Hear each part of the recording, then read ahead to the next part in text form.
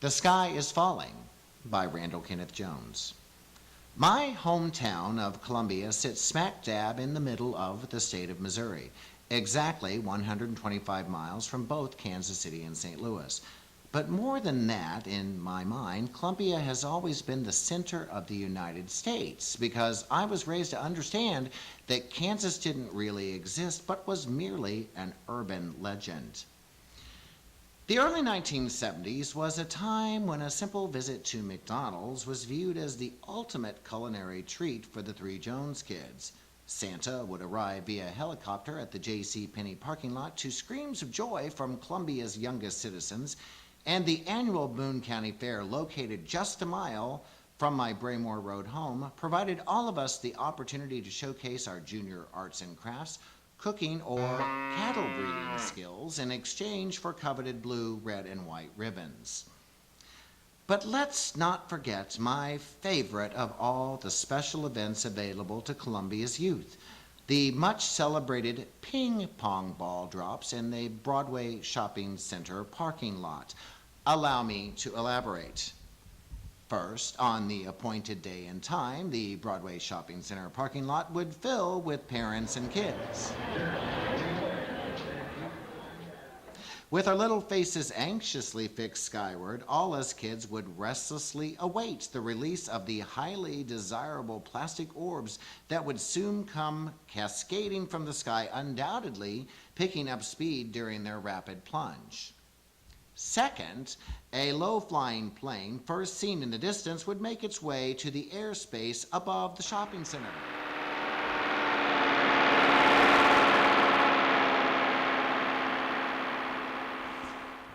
Third, the aircraft's side door would open and hundreds of unconstrained ping pong balls would begin their descent to the crowd below.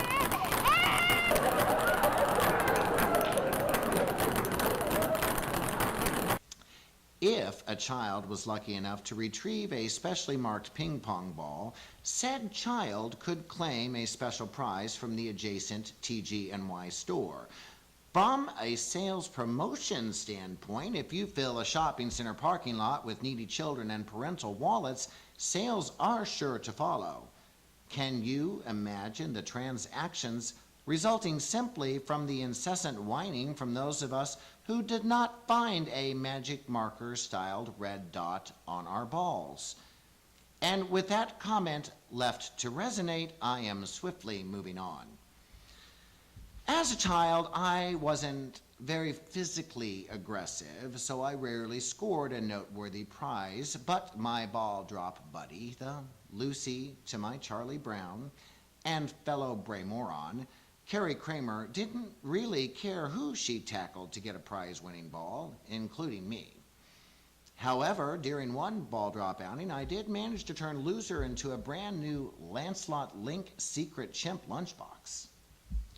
According to my source, this wonderful late 20th century invention called the World Wide Web, a modern ping pong ball is made of oxygen-filled celluloid. Celluloid is a thermoplastic. Thermoplastic occurs when polymer plastics are heated until they turn liquid and then harden into a glossy plastic when cooled at freezing temperatures.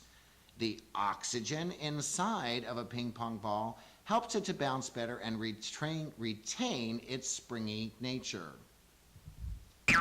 However, at a time when outlets were never covered, stairs were never gated, and seatbelts were optional, for all I know, ping pong balls were made out of some bizarre combination of rubber, glass, steel, and lead-based paint. Though I have spent my career in advertising and marketing, and I certainly respect the importance of creative promotions, what would possess some genius to concoct a promotional scheme whereby plastic cylindrical objects are hurled from high altitudes toward hundreds of skyward gazing innocent children below?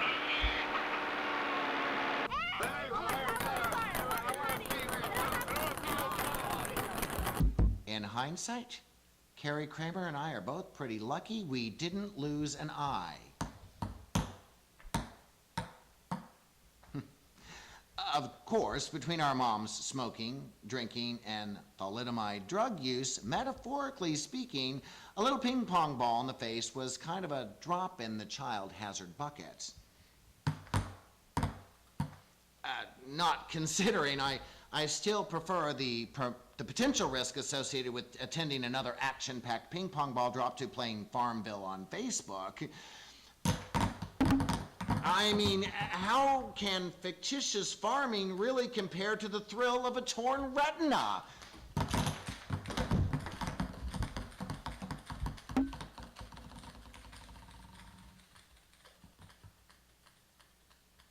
Thank you.